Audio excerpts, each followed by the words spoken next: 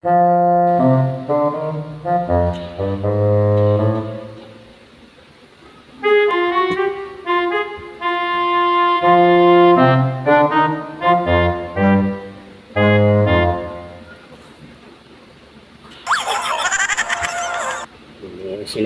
ko, hindi dahil sa pag-iinom.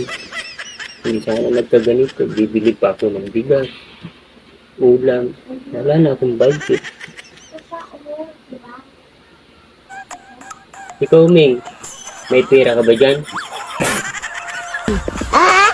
Wala naman tayo. Pagka pera pinag-uusapan, kasasahod mo lang. Magbibingi-bingihan ka lang. Ano, meron? Diba?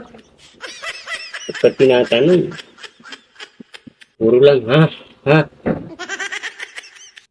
Ikaw, di ba sumahod ka rin kanina?